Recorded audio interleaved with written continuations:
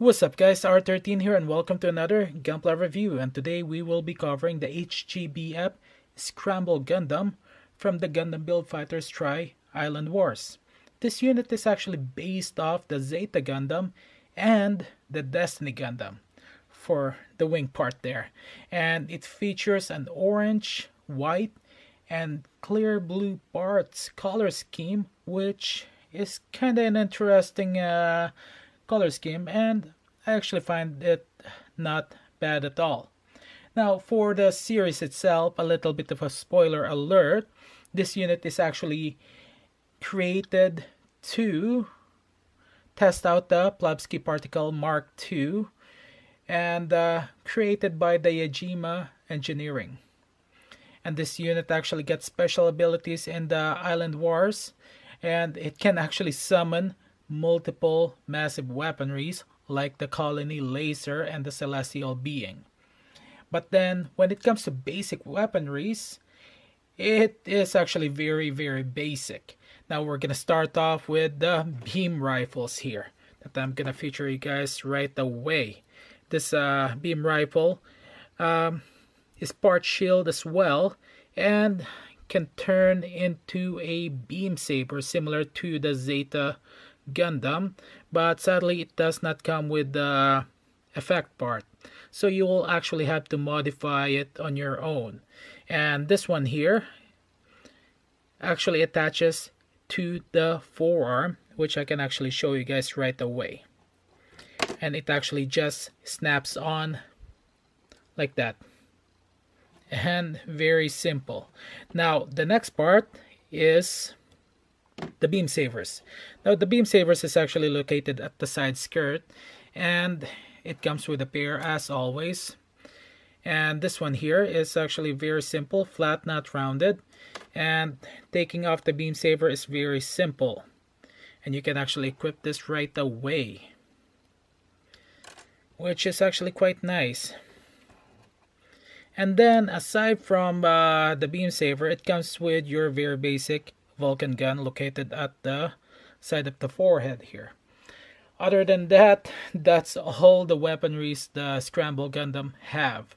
Now when it comes to the extra parts, well, the hands, that's all you get. Now for the extra part actually involves this piece here, which actually for the transformation mode, which I will be showing you guys soon. Now as for the details of this unit here, it's actually not that bad, as you guys can see. It's an interesting pattern. You can actually add the panel lines to give it more details, and it's just quite interesting. Now when it comes to the Zeta variants, this is as simple that I have seen so far, and the combination, the color pattern is actually not that bad in my own opinion, and the details are there that you can actually use your Gundam panel line or other methods the way you want. Okay, so overall it's good. Now for the headpiece itself, now this piece here, which is typically separate, it's actually molded into the faceplate.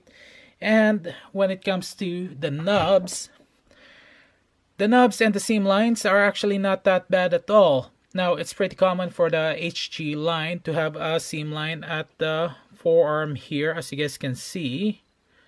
Trying to get closer, there you go. And you can actually fix that by using Tamiya cement and a little bit of sanding.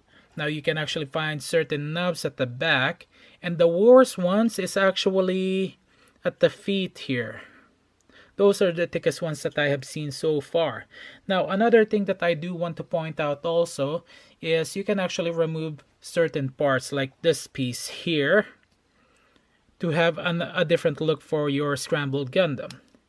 Now in my own opinion, you can actually use my suggestion actually and opinion is paint it, give it a different look if you want to.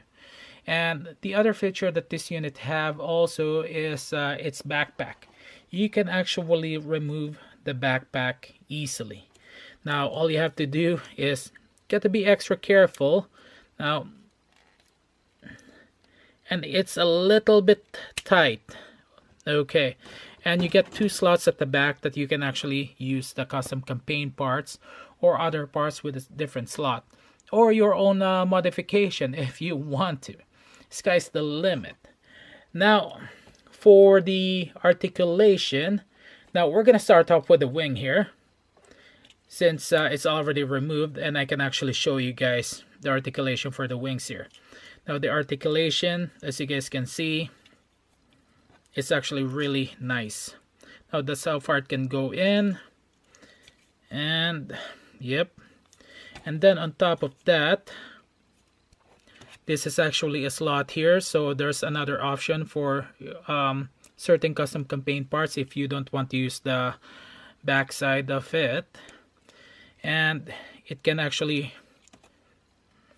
it really get some good range of motion for the backpack here, which is actually quite nice.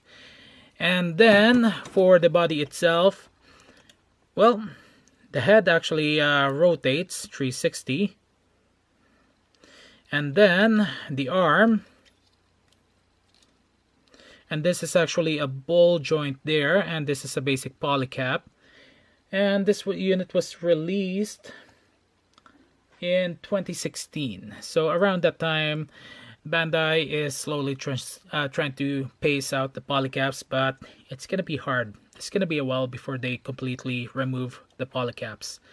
Even the HGAC Leo still have some polycaps. Okay, let's continue on. For the arms here, double joint. There you go.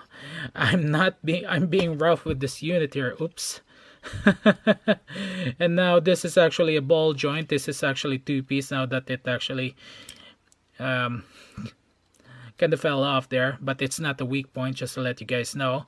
And this piece here doesn't move, but it's actually attached, as you guys can see. Okay, now let's get back to this. Now, for the waist here, that's how far it can rotate, but as you guys can see, there's the other feature there. Now, it can definitely turn, but certain parts will get in the way, just to let you guys know. Now, for the waist itself, the front skirt as always moves. The side skirt, oops, the back skirt stays as always. Okay, that's actually kind of funny. I'm not being careful here.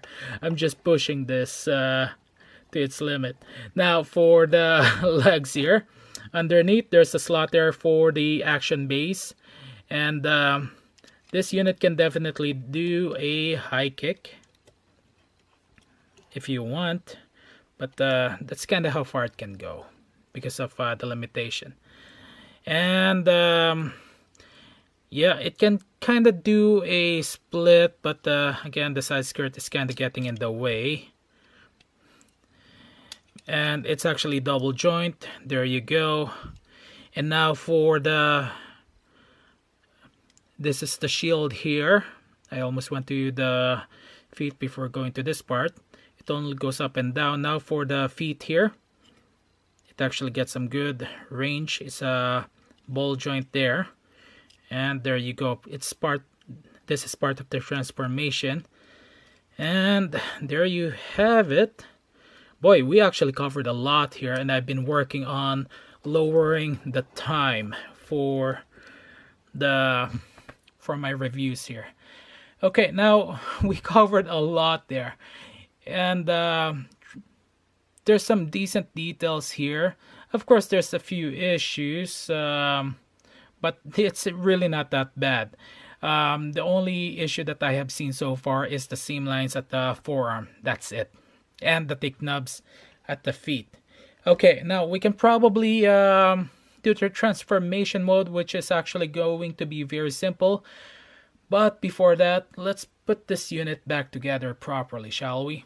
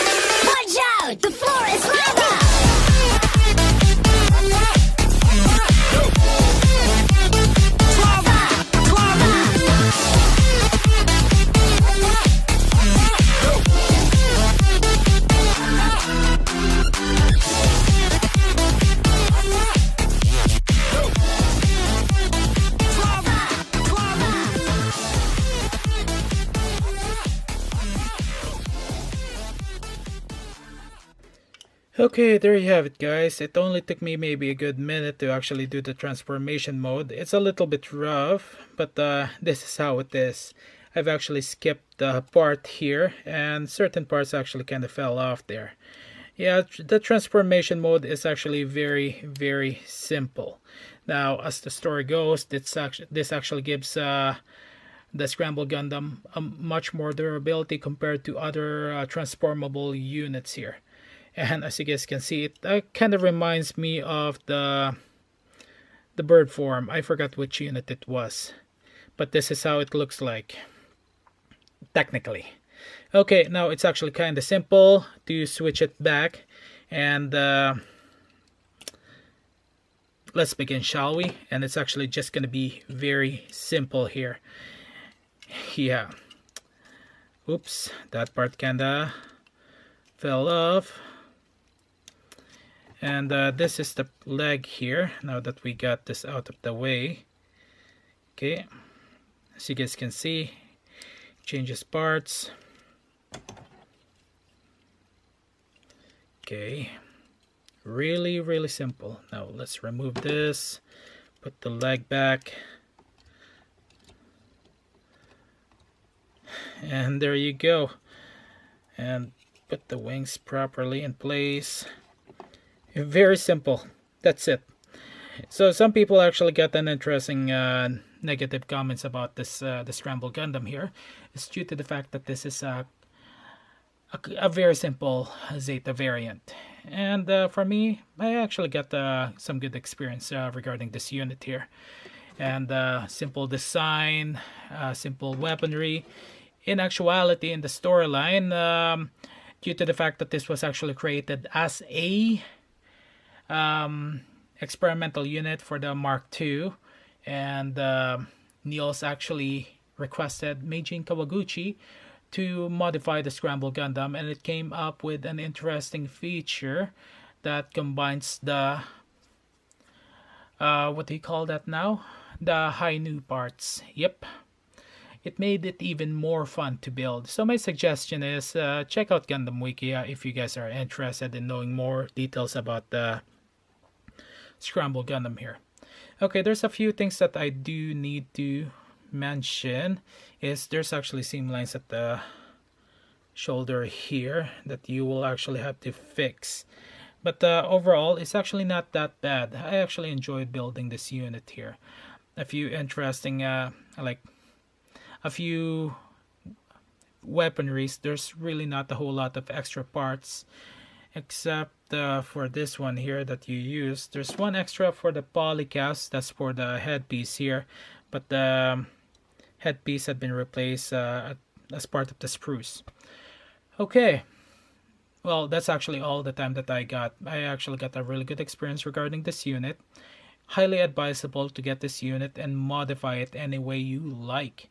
This is one of a couple of Zeta variants that I am aware of.